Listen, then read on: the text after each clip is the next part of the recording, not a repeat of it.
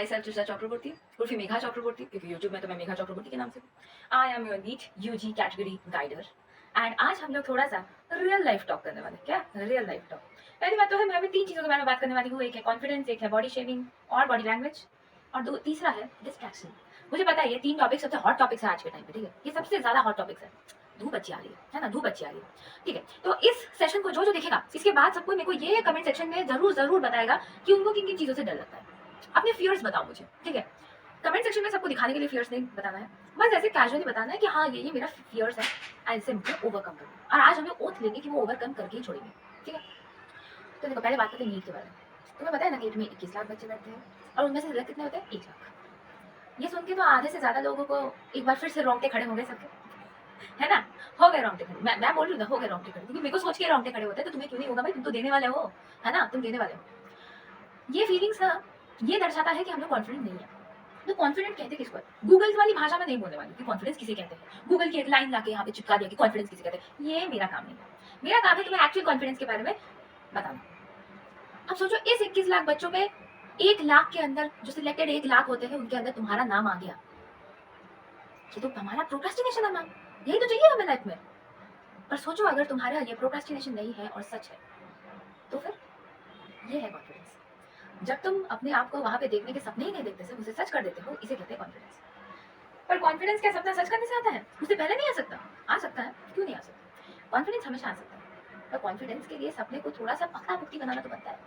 अपने सपने से डाइवर्ट नहीं होना है कि आज अगर डॉक्टर बनना है तो आज डॉक्टर बनना है, कल फार्मासिस्ट नहीं बनना है, या कल ग्रुप डी स्टाफ भी नहीं बनना है। सेकेंडली, हमें अपने एम्स को बहुत फिट रखना है। एम्स, दिल्ली वाली एम्स की बात नहीं कर रहे हैं, आज नहीं कर रहे हैं, किसी और दिन करेंगे, ठीक है? आज दूसरे एम्स की बात कर रहे हैं, एम्बिशंस की बात कर रहे हैं। हमारे एम्बिशंस को बहुत टाइट रखना पड़ेगा। क्यों? ऐसा क्यों मैम? एम्बिशंस को क्यों टाइट रखूं मैं? क्योंकि अगर एम्बिशन टाइट नहीं रहा, तो उस 3 घंटे के लिए हमें कभी भी अपनी लाइफ में डिसिप्लिन नहीं मिलेगा। किसी से मैंने ये बात सुनी थी, जब नीट की प्रिपरेशंस चल रही थी, तब मैंने किसी से ये बात सुनी थी, मेरे को याद नहीं आ रहा है वो इंसान। कहा था कि जिंदगी के एक 3 घंटे को खूबसूरत बनाने के लिए हर 18 घंटा पढ़ना जरूरी है। Do you think he was right? Yes, he was surely right. He was one of my teacher who said me this, कि जिंदगी के उस 3 घंटे को खूबसूरत बनाने के लिए हमारे इन 18 घंटों को हमें बहुत इंपॉर्टेंस देना है। अब तुमने पढ़ाई तो कर ली, प्रिपरेशंस भी ऑलमोस्ट हो गए हैं तुम्हारे, है ना? या ऐसा भी है कोई बच्चा जिनके प्रिपरेशन स्टार्ट ही नहीं हुए? तो ऐसा तो है नहीं कि तुमने 2 सालों में पढ़ाई नहीं की या तुमने 1 सालों में पढ़ाई नहीं की, है ना? दिस इज इम्पॉसिबल, हो ही नहीं सकता। तो तुमने जो पढ़ाई की है उसकी इम्प्लीमेंटेशन तुम्हें पहले करनी है। इम्प्लीमेंटेशन के लिए रिविजन्स होते हैं एंड ये तो तुम्हें बहुत अच्छे से पता है कि रिविजन्स कैसे देना चाहिए। अगर नहीं पता है तो उसके बारे में बात करेंगे कभी। और दूसरा होता है, क्या मैं ये कर पाऊंगा? इस क्वेश्चन का आंसर खुद को देना। अब क्या मैं ये कर पाऊंगा? क्या ये बहुत हार्ड क्वेश्चन है? नहीं, पर इसका आंसर सबके लिए बहुत हार्ड होता है। अगर आज मम्मी पापा पूछ रहे तुमसे कि बेटा हो जाएगा ना, मतलब इतना तो पैसा खर्चा कर दिया तुम्हारे लिए, अब तो तुमको करना है ना बेटा, तो तुम क्या बोलोगे? ना भी नहीं बोल सकते और हाँ भी नहीं बोल सकते। कश्मकश में हो ना कि होगा या नहीं होगा, खुद को ही नहीं पता। खुद ने कितना प्रिपेयर किया है वही समझ में नहीं आ रहा है। जब इसका आंसर मिल जाएगा, इसे कहते हैं कॉन्फिडेंस। हाँ, इसका मतलब ये नहीं कि इसका नेगेटिव आंसर होना चाहिए या तो नेगेटिव अप्रोच होना चाहिए, वो मैं नहीं कह रही। जो भी आंसर होना चाहिए दिल से होना चाहिए। अगर नहीं पसंद तो नहीं पसंद, और अगर है पसंद तो है पसंद, है ना? यही होना चाहिए तुम्हारा आंसर। आज अगर लगे कि नीट नहीं होगा, तुम नीट के लिए नहीं हो, तुम किसी और चीज के लिए बने हो, तो नहीं बोलो मुंह के ऊपर। पर अगर तुम्हें लगता है कि तुम नीट के लिए हो और तुम यही सपना जीने के लिए आए हो, तो तुम्हारी नीट की कसम, तुम्हें नीट मिल जाएगी। पता है, मैंने कभी भी मेरे चैनल पे नीट की ऑल्टरनेटिव एग्जाम्स के लिए वीडियोस क्यों नहीं बनाए हैं? क्योंकि मैं मानती हूँ कि ऐसा कोई भी नहीं है जो मेरा चैनल देख रहा है। मेरे चैनल पे अभी शायद कुल मिला के कुछ 65 सब्सक्राइबर्स है और मुझे इन 65 पे भरोसा है। सच बता रही हूँ, मुझे इन 65 पे बहुत भरोसा है। मुझे लगता है कि अगर ये 65 जाए तो 65 जने बहुत अच्छे से अपना काम कर सकते हैं। तो मैं सिर्फ 65 के लिए बोल रही हूँ। तुम अगर 65 में से भी नहीं आते हो, तो मैं ये भी बोल रही हूँ कि जो भी ये वीडियो देख रहा है, जिसके भी फीड में ये वीडियो आ गया और वो ये खोल के बैठ चुका है ऑलरेडी, उसी के लिए मैं बोल रही हूँ कि तुम कर सकते हो। ऐसा कोई बच्चा नहीं है जो कोई काम कर ही नहीं सकता। अरे इंसान, इंसान को क्यों इंसान बोला जाता है? क्योंकि इंसान ने ऐसे बहुत काम किए हैं जो कोई मतलब जानवर नहीं कर सकता, है ना?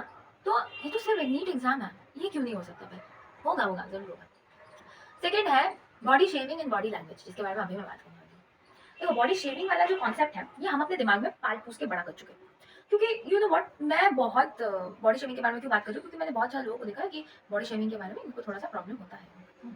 नाउ मैं रिसेंटली एक केस बताती हूँ तुमको, मेरी पर्सनल लाइफ से रिलेटेड है। So I had a friend, let's name her Twinkle, and that friend walks normally, ठीक है?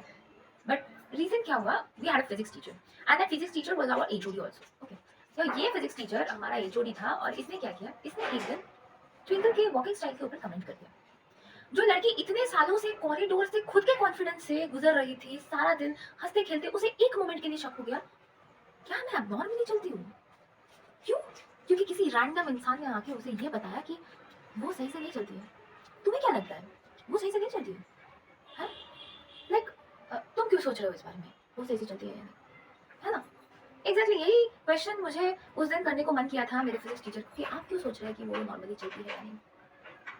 कौन होते हैं आप उसकी सारी जिंदगी के कॉन्फिडेंस को डिस्ट्रॉय करने वाले? कौन होते हैं आप अपना मुंह खोलने वाले कि वो कैसे चलेगी, कैसे रहेगी और कैसे हंसेगी?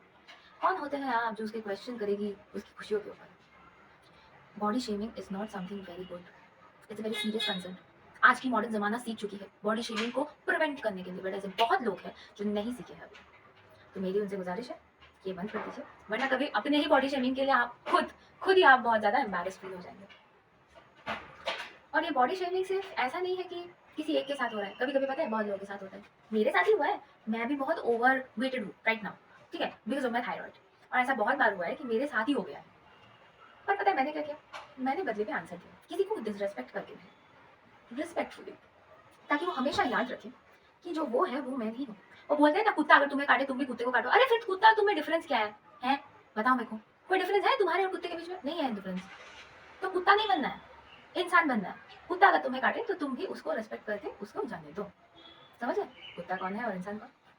ठीक यही चीज मैं समझाना चाहती हूँ। बॉडी शेमिंग अगर कोई करे तो उसके ऊपर गुस्सा होने की कोई जरूरत नहीं है। उसे बस इतना समझा दो कि तुम्हारे और मेरे अंदर अंतर है, बहुत अंतर है। तुम मुझ तक कभी पहुंच नहीं सकते। क्यों नहीं पहुंच सकते? क्योंकि तुम मेरे जैसे सोबर इंसान नहीं हो, या तुम मेरे जैसे अच्छे इंसान नहीं हो। समझे मेरी बात? आई होप तुम समझ गए। कौन है यार इतना ज्यादा हॉर्न मार रहा है तुमसे? अच्छा, थर्ड है बॉडी लैंग्वेज।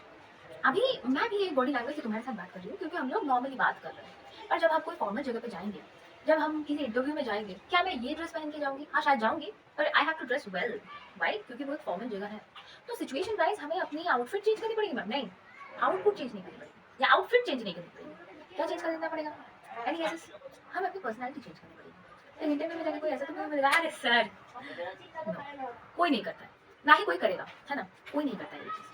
तुम्हें क्या करना है, तुम्हें सिंपली अपने आप को अपने जैसा रखना है, पर ये भी याद रखना है कि with respect.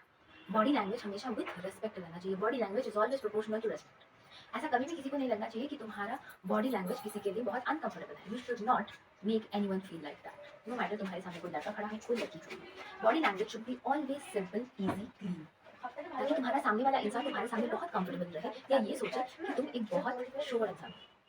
These are the qualities to improve yourself.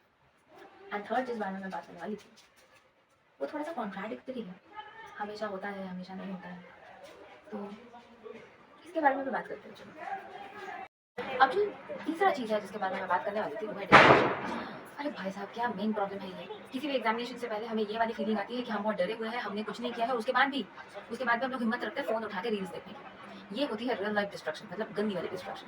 तो ये डिस्ट्रैक्शन हटाना कैसे? मेनली ये डिस्ट्रैक्शन हटाने का कोई भी फॉर्मूला नहीं है मेरे पास। मैं जनरली मैंने खुद भी इन्वेंट नहीं किया है कि ऐसा कोई फॉर्मूला है या नहीं, एनालिसिस तक नहीं किया है मैंने।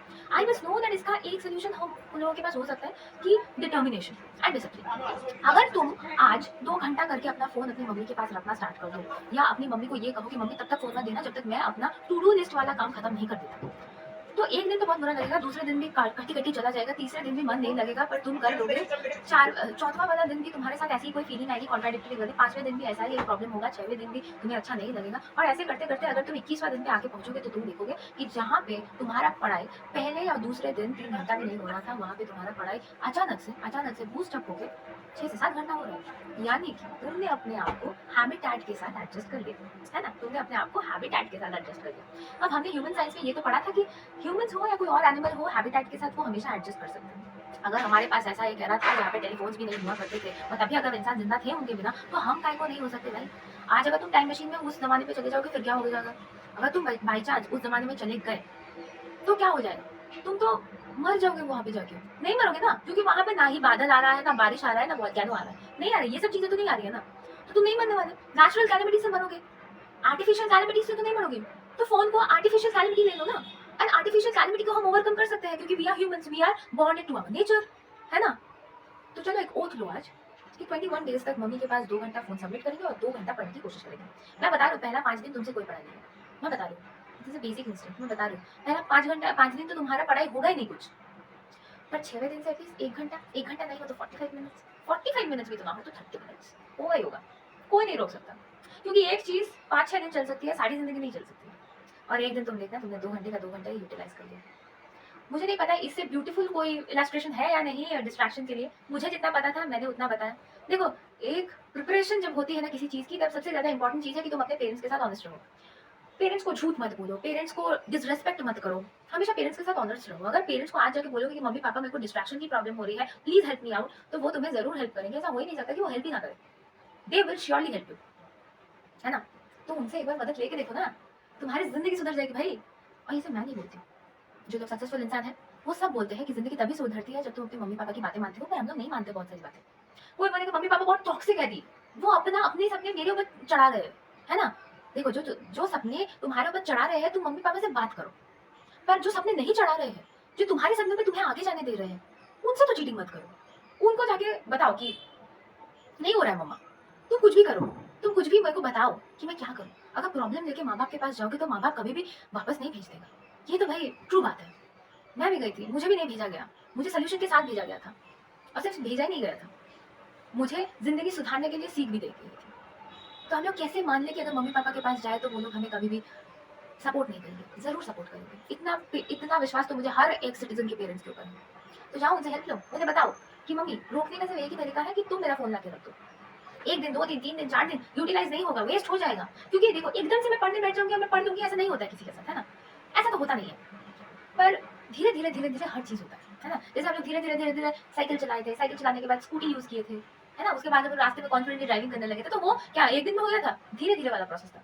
तो अगर वो स्मूथली निकल गया, तो क्यों तुम्हारा एग्ज़ाम स्मूथली नहीं निकल सकता? 21 लाख के बच्चों के अंदर क्यों तुम वो से 1 लाख पे नहीं आ सकते? ज़रूर आ सकते हो, थोड़ा-सा हेल्प लेना पड़ेगा पेरेंट्स की, क्योंकि सब कुछ अकेले तो होता नहीं है ज़िंदगी में। वो है, वो तुम्हारी मदद ज़रूर करेंगे। ट्राई दिस और मेरे को कमेंट करके बताओ कि इज़ इट वर्किंग और नॉट, और अगर मुश्किल हो रहा है तो मुझसे बात करो। बात करने के लिए कहाँ पे आना पड़ेगा? मेरे टेलीग्राम पे आना पड़ेगा, जिसका डिस्क्रिप्शन कहाँ पे है? मेरे वीडियो के ठीक नीचे है, ठीक है? मेरे वीडियो के ठीक नीचे है।